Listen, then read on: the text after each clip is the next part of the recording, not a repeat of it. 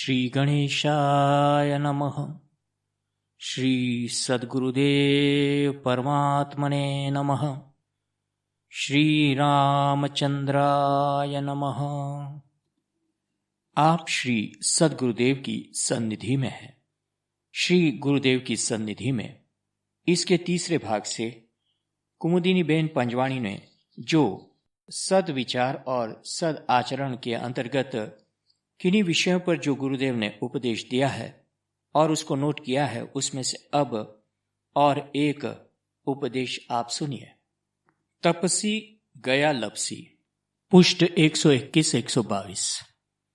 गुरुदेव कहते हैं, को न नसाई कुसंगत पाई, को न नसाई कुसंगत पाई, प्रभुता पाई को न बौराई। मानस जी 2:34।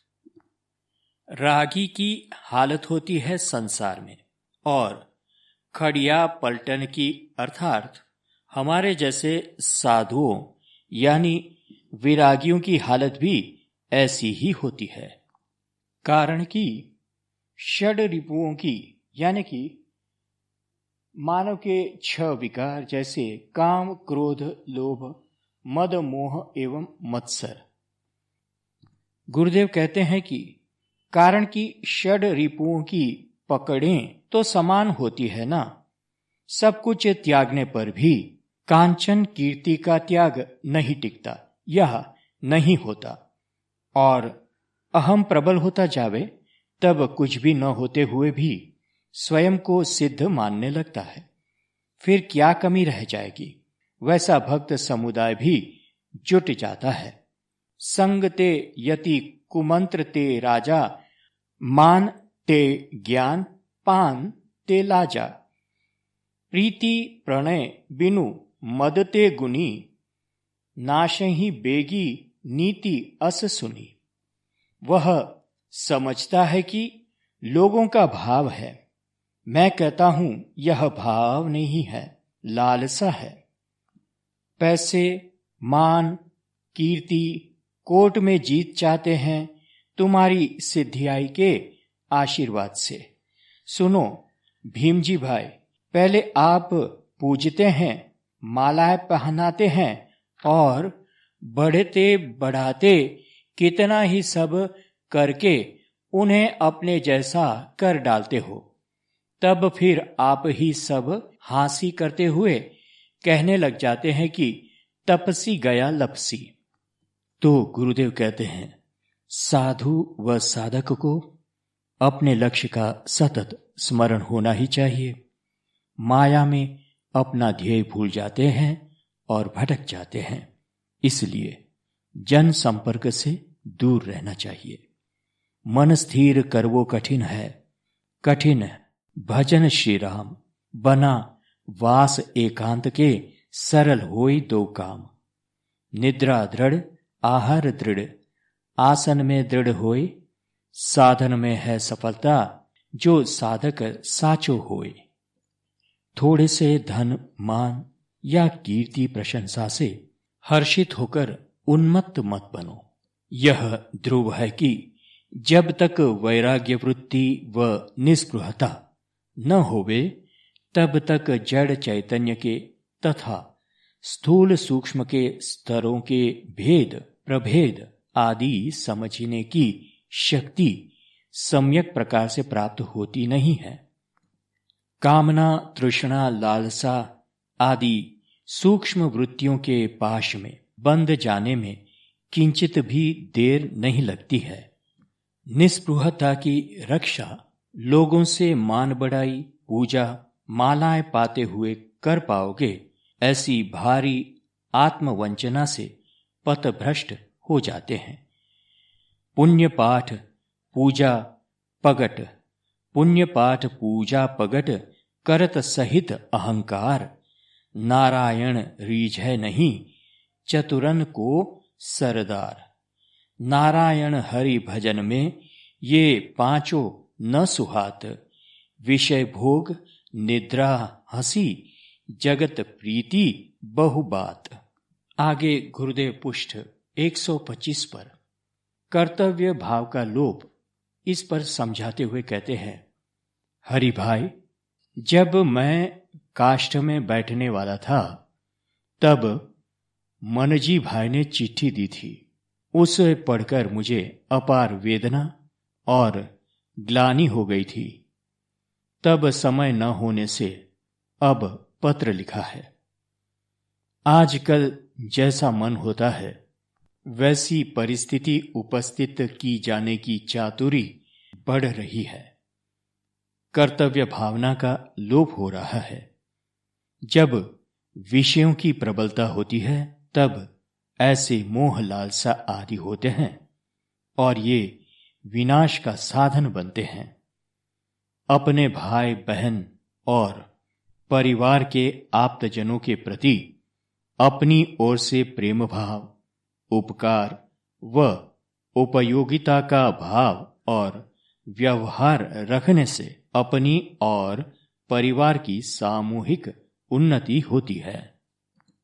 परंतु आज इससे विपरीत व्यवहार, विचार और भावना को लोग बुद्धिमानी और प्रगति समझते हैं। इसलिए अपने पास पैसे थोड़ा ज्यादा हो जाते हैं तब, या कोई सत्ता स्थान पर आ जाता है तब, या कुछ लौकिक सफलता प्राप्त होने पर पेट भरना, भोग जुटाना, समाज में मान प्राप्त करना अपने लिए संभव हो जाता है, तब आप्तजनों का निरादर करने लगते हैं, अपमान व अवहेलनापूर्ण व्यवहार करने लग जाते हैं, ताकि आप्तजन उनसे कोई लाभ न उठा जाए, न अपेक्षा रखे और अपने आप उनसे दूर या अलग हो जाए। इस प्रकार भीतर में अपनत्व नहीं रखते हुए और बिल्कुल विपरीत भावना रखते हुए भी मुख से प्रिय वाणी का बाह्य आचार करते हुए ऐसे लोग छल कपट से एक दूसरे को नीचा दिखाने का शिष्टाचार से अपने अपने स्वार्थ की पूर्ति कर लेने की कला में होशियार हो, उसे होशियार या बुद्धिमान माना जाता है। आज जगत में कोई कोई भाग्यहीन और कृतघ्न संतान ऐसे भी है कि जो अपने ही परंतु कमजोर और वृद्ध हो गए हैं ऐसे माता पिता से ऊब जाते हैं और माता पिता की बराबर अवहेलना करते हैं, उनको अपमानित करते हैं। शारीरिक कमजोर वृद्धावस्था और आर्थिक तंग परिस्थिति, ऐसी हालत में वृद्धों का सहाय रूप न बनकर विशेष पीड़ा पहुंचाते हैं। तब ऐसे दुखी पीड़ित वृद्ध गृह त्याग कर देता है तो उसके संतान समाज में वृद्ध की निंदा करते हैं कि हम तो खूब प्रेम से संभालते हैं, परंतु इतने नालायक है, हमारे प्रेम की व हमारी सेवा की कुछ कीमत नहीं है, कदर नहीं है। वृद्धों को तुम्हारे से वात्सल्य व प्रेम प्राप्त होवे तो ही तुम्हारी सही सेवा है। प्रेम का महिमा व प्रभाव खूब है। वह मनुष्य ही क्या है जो दूसरों को सुख न दे, दूसरों के उपयोगी न होवे। अपने माता पिता, भाई बहन आदि तथा रिश्तेदारों को, संबंधी को, पड़ोसियों को भी उपयोगी न होवे, ऐसे मानव जीवन से क्या फायदा।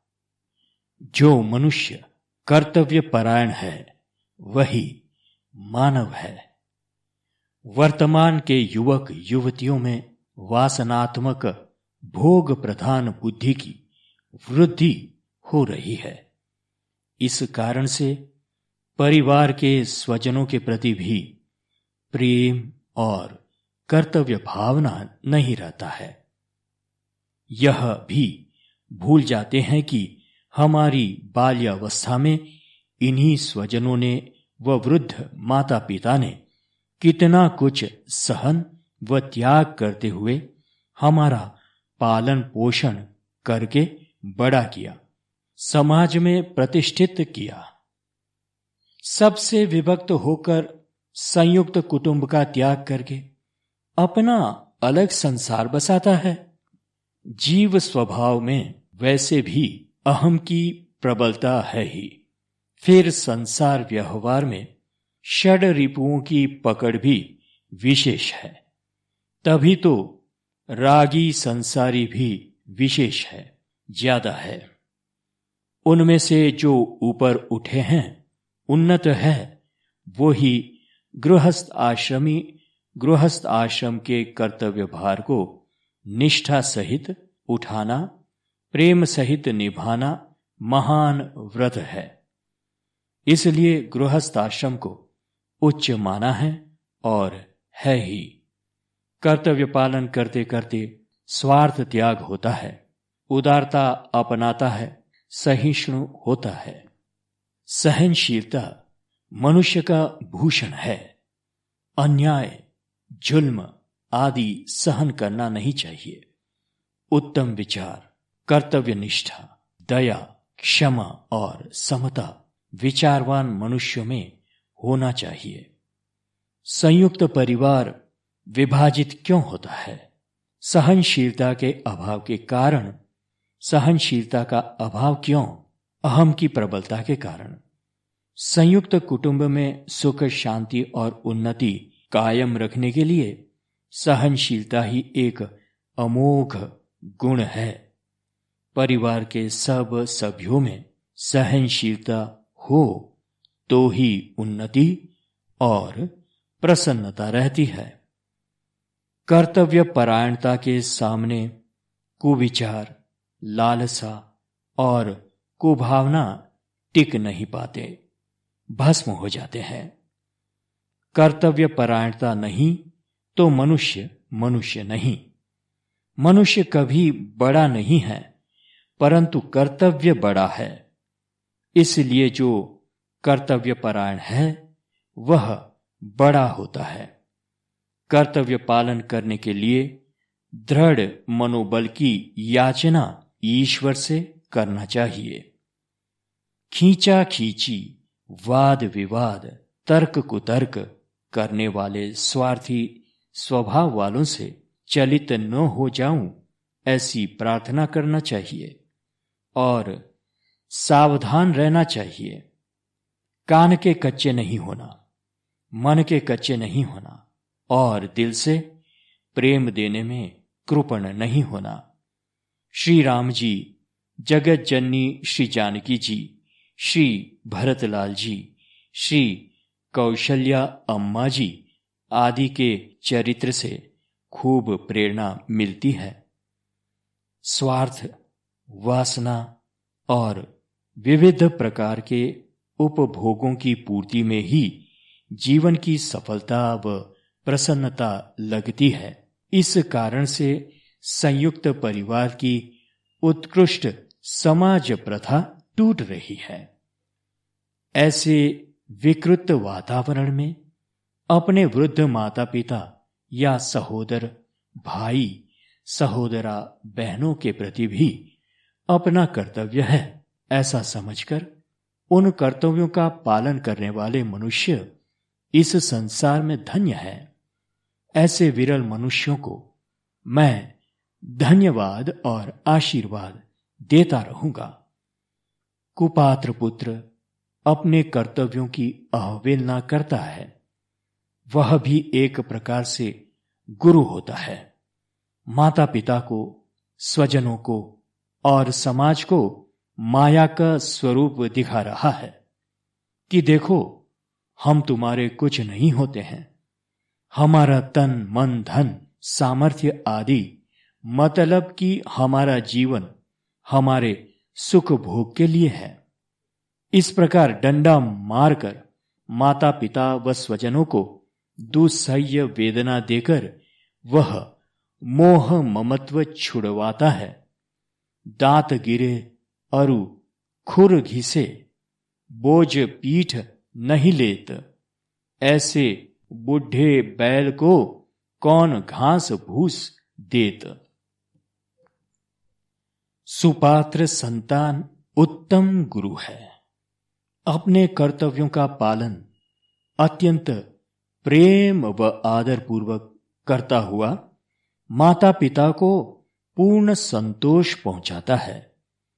तब माता पिता में सहज भाव से समत्व और विरक्ति का उद्भव हो जाता है कि ऐसे सुपात्र संतान होने पर भी यदि अब हम प्रसन्नता पूर्वक, शांति पूर्वक व प्रेम पूर्वक समता से नहीं रहेंगे, तब फिर कब रहेंगे? भगवान नाम जाप स्मरण भी कब करेंगे? झूठ, ईर्ष्या, भोग लिप्सा और स्वार्थ पूर्ति के लिए छटपटाता और उन्हीं में बार बार जाते हुए मन को जागृति पूर्वक रोकना ही सही पुरुषार्थ है मनुष्य का। कर्तव्य पालन में सही पुरुषार्थ अनिवार्य है। इसके अभाव से कर्तव्यों से च्युत हो ही जाओगे। इसलिए खूब सावधान रहना चाहिए। देखो, लग्न का अर्थ है समर्पण, विस्तृत होना।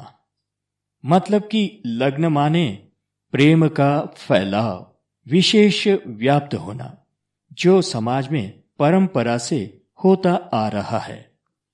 इसलिए दंपत्ति में ऐसी भावना शक्ति होनी चाहिए कि सामने वाले को और परस्पर को भी अपने जैसा बना सके। हमारी संस्कृति ने सर्वप्रथम स्थान मातृशक्ति, नारी शक्ति को दिया है। सन्निष्ठ नारी क्या नहीं कर पाती है? उसमें इतनी अगाध शक्ति होती है क्योंकि वह सृष्टि की कर्त्री, भगवान की आह्लादिनी परम शक्ति की अंश रूप है ना। इसलिए क्या नहीं कर सकती? लग्न के बाद दोनों में परिवर्तन तो होता ही है, परंतु दोनों में रहे हुए अशुभ का शुभ में परिवर्तन होता रहे तो ही उन्नत दाम्पत्य, अन्यथा वासना पूर्ति का संबंध। पूर्व के खूब शुभ कर्म होवे तभी संस्कारी पति पत्नी के उन्नत स्तर का प्रशस्त जोड़ा बनता है। जो नारी पति की माता नहीं बन पाती है, अर्थात पति को प्रेमयुक्त वात्सल्य नहीं दे पाती है, वह पति की घातक होती है, पति को संभालती नहीं है और पति के अकाल मृत्यु का कारण हो जाती है या पति को खो बैठती है। उसी तरह जो पति पत्नी को पिता तुल्य प्यार के साथ वात्सल्य देता हुआ संभाल कर रख नहीं पाता है, वह पत्नी के अकाल मृत्यु का कारण बनता है या फिर पत्नी को खो बैठता है। कारण यह है कि वात्सल्य ही इस सृष्टि की जड़ है। वही वात्सल्य बड़े हो जाने पर भी और स्वयं माता पिता हो जाने पर भी पति पत्नी को परस्पर में रहता है।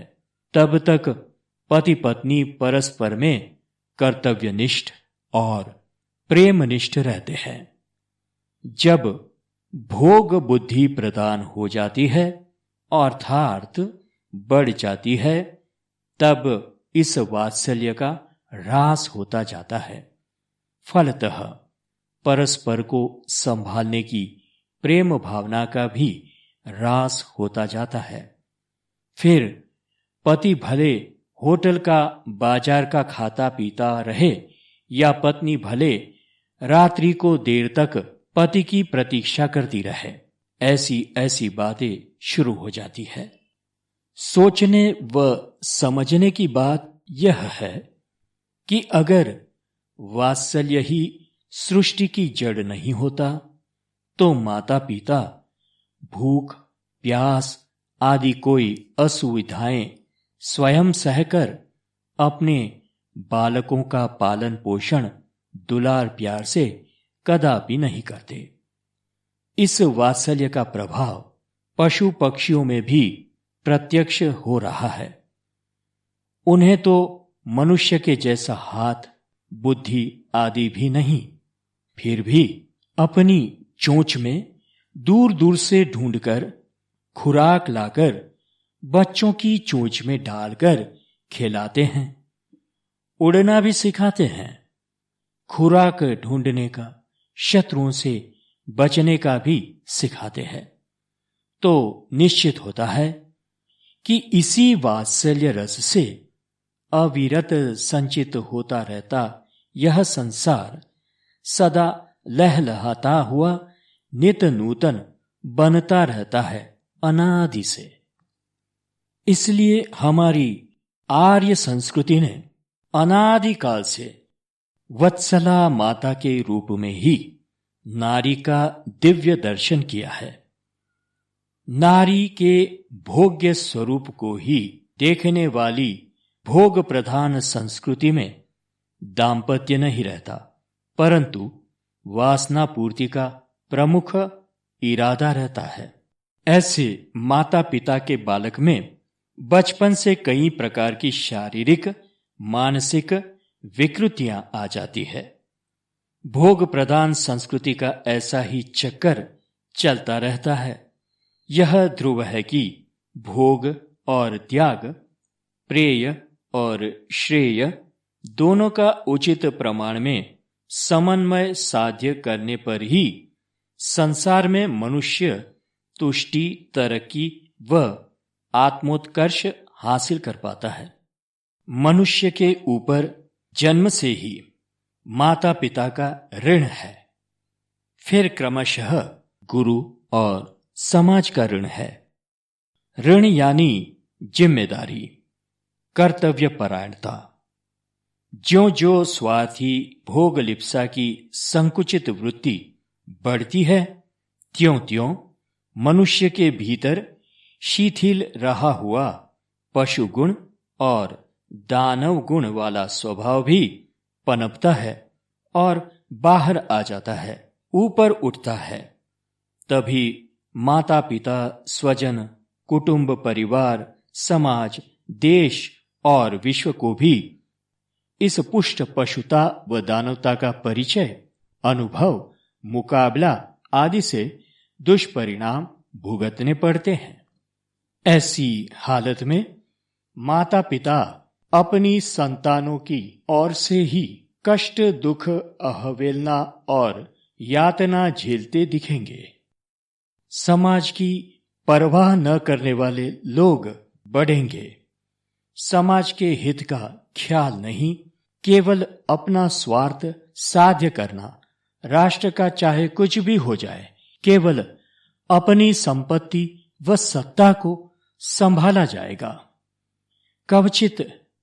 क्वचित मनुष्य सही मानवता संभालकर जीवन यापन करते दिखेंगे। मनुष्य के ऊपर समाज का कितना ऋण है, समाज के प्रति कितनी जिम्मेदारी है।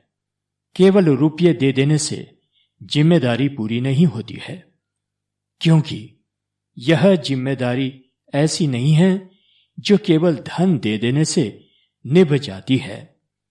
इसमें तो समाज के सामूहिक हित के व सुख चैन के लिए स्वार्पण की, स्व के अर्पण की भावना, अपने स्वार्थ का त्याग करना जरूरी होता है। समाज के हित के लिए शासन ही नहीं, अपितु समाज की विचारवान और उन्नति साध्य की हुई व्यक्तियां भी जिम्मेदार होती है। मानव जीवन में स्वयं शिस्त का बहुत महत्व का स्थान है। शिस्त का पालन होता है तभी जीवन का स्तर उच्च रहता है। दया चट्ट हो गई, धर्म धसी गयो धरन में, पुण्य गयो पाताल, पाप भो बरन बरन में। राजा करे न न्याय, प्रजा की होत खुवारी, घर घर में बेपीर दुखित भे सब नर नारी। अब उल्टी दान गजपति मांगे, सील संतोष कितै गयो। वैताल कहे विक्रम सुनो, यह कलयुग परगट भयो।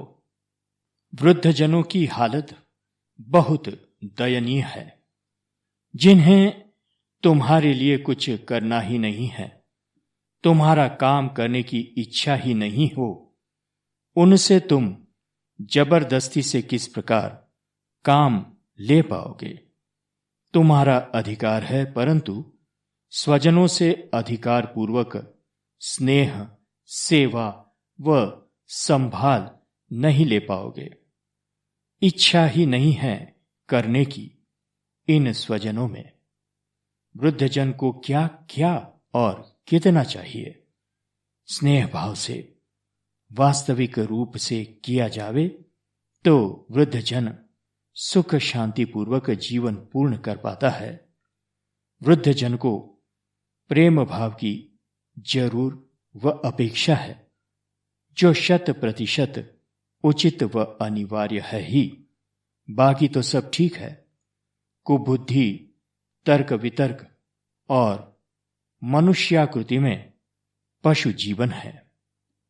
यह बहुत ही महत्वपूर्ण उपदेश है कि कर्तव्य भावना का लोप किस किस प्रकार से होता है, कैसी कैसी कर्तव्य भावना होनी चाहिए अपने देश के प्रति, अपनी पत्नी के प्रति, अपने बंधु बांधव के प्रति, अपने समाज के प्रति, अपने घर में रहे वृद्धों के प्रति। इस तरह की कर्तव्य भावनाओं को समझा है बड़े विस्तार से गुरुदेव ने यहां पर। और इन कर्तव्य भावनाओं की पूर्ति भी किस प्रकार, किस भाव से करनी चाहिए, यह भी भली भांति समझा है। और इसमें कर्तव्य परायणता कैसे चूक जाते हैं हम, किन किन हमारे षड रिपुओं के द्वारा, किन किन षड रिपुओं से हम प्रभावित होकर कर्तव्य भावना को भूल जाते हैं, यह भी यहां बड़े संदर्भ सहित गुरुदेव ने समझा है।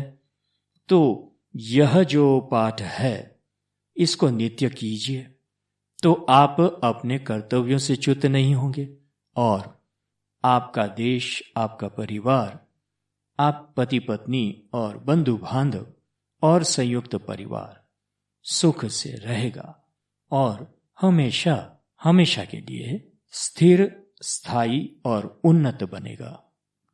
श्री सद्गुरुदेव परमात्मने नमः। श्री रामचंद्राय नमः। हरि ओम तत्सत। हरि ओम तत्सत। हरि ओम तत्सत। ओम शांति शांति शांति। यहां आप लोग देखिए, मैं हमेशा हरि ओम तत्सत कहता हूं। गीता जी में आखिर के किसी अध्याय 16 या 17 में समझाया है कि हरि ओम तत्सत बोलने से जो कुछ भी किया होता है ना, वह शुद्ध, सात्विक और बिना किसी, यानी कि सारे उसके अंदर जो भी भूल होती है वह समाप्त हो जाती है और भगवान हमें क्षमा कर देते हैं।